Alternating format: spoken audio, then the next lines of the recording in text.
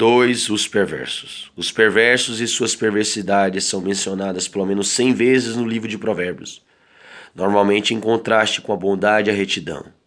De certa forma, Provérbios capítulo 6, versículo 12 ao 19 é uma declaração resumida, que descreve as pessoas perversas e os pecados abomináveis que cometem. O perverso é vil, ou seja, pode ser comprado por baixo preço, pois tem pouco valor. Pessoas desse tipo são descritas pela expressão homem de Belial. Em hebraico, Beli significa desprovido de, e Al quer dizer lucro. Deuteronômio capítulo 13, versículo 13. Juízes 19, 22, 1 Samuel 25, 25, 1 Reis 21, versículo 10, versículo 13.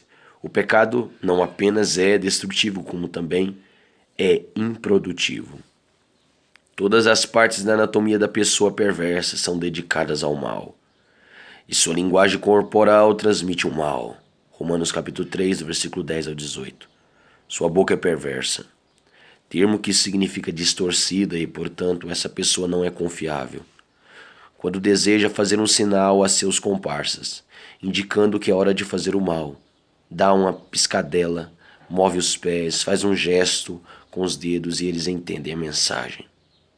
A causa de todo esse mal é a perversidade em seu interior, pois é do coração que brota a perversidade. Marcos capítulo 7, versículo 14 ao versículo 23, Jeremias capítulo 17, versículo 9. Planeja o mal com grande aptidão e gera discórdia. Aquele que semeia desavenças não passa de um agitador, mas o julgamento é certo e virá quando ele menos espera. Como é muito melhor quando o corpo todo é consagrado a Deus. Romanos capítulo 12, versículo 12. E controlado por sua palavra. Provérbios capítulo 4, versículo 20 ao 27.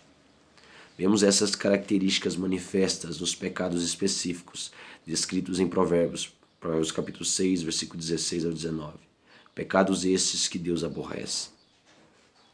O primeiro da lista é o orgulho, pois costuma ser a motivação básica de todos os outros pecados. Foi o orgulho que transformou Lúcifer em Satanás, Isaías capítulo 14, do versículo 12 ao 14, e que levou Eva a comer o fruto proibido, Gênesis capítulo 3, do versículo 1 ao 6. Como Deus sereis conhecedores do bem e do mal. O temor do Senhor consiste em aborrecer o mal, a soberba, a arrogância, o mau caminho e a boca perversa. Eu os aborreço. Provérbios, capítulo 8, versículo 13. Deus também aborrece a língua mentirosa, pois é um Deus da verdade. Deuteronômio 32, 4, João 14, 6, 1 João 5, 6. E sua lei declara, não dirás falso testemunho. Êxodo capítulo 20, versículo 16.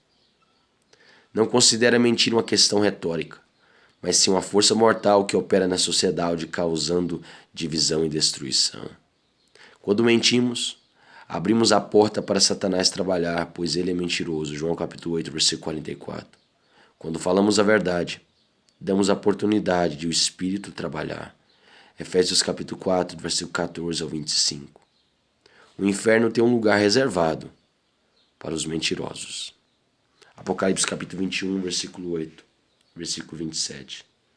Ver 2 Tessalonicenses capítulo 2, versículo 10. O terceiro pecado que Deus aborrece é o homicídio, mãos que derramam sangue inocente. Seu mandamento diz, não matarás. Êxodo capítulo 20, versículo 13. Deus permite que o governo aplique a pena capital e fortaleça a justiça na terra. Gênesis capítulo 9, versículo 5, versículo 6.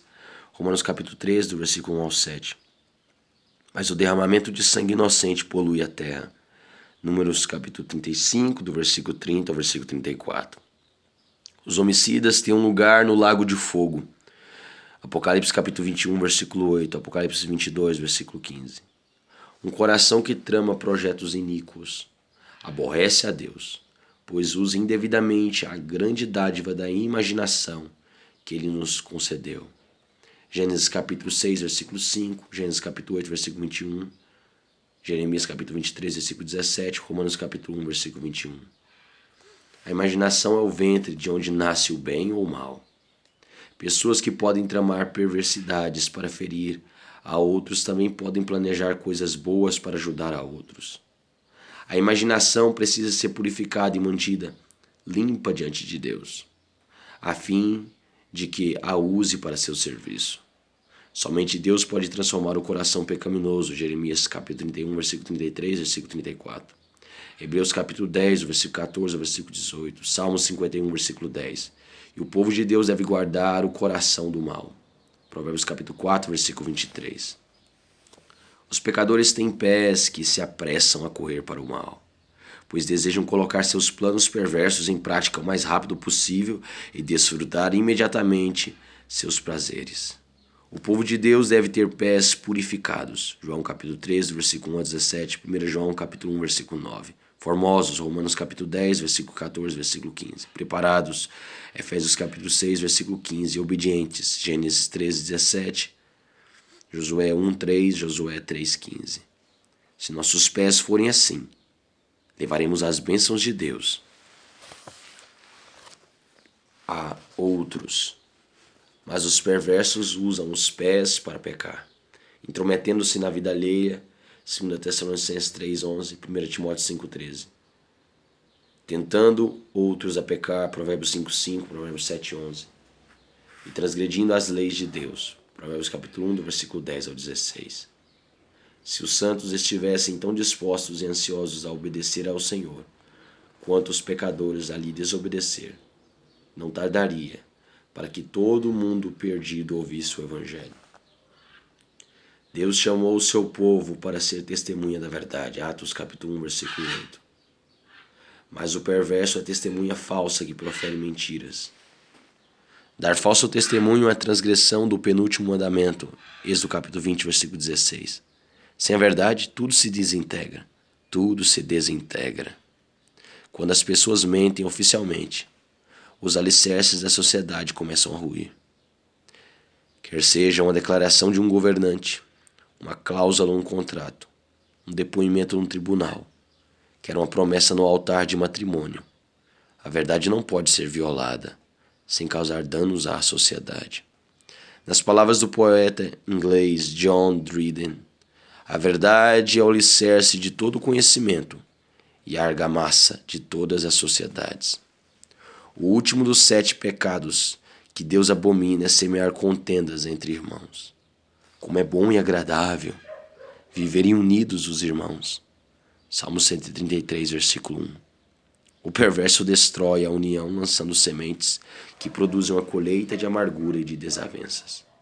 Algumas dessas sementes são o orgulho, Provérbios 13, 10.